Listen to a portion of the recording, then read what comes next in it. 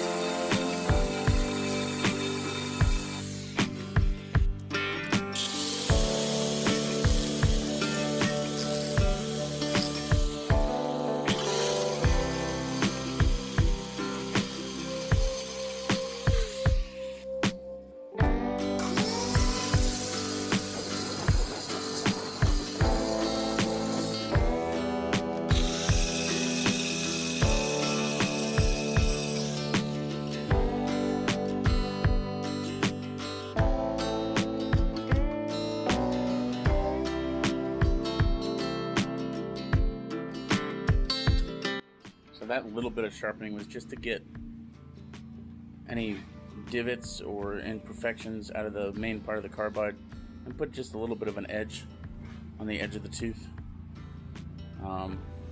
They were in pretty good shape since the last cut. This one's a little rounded. I need to work on that one a little bit more. They're in pretty good shape. I mean, I could probably do a job with them and not have to worry about it. I'm waiting for my green teeth to come, and then the green teeth will be going on the head to get some real digging action.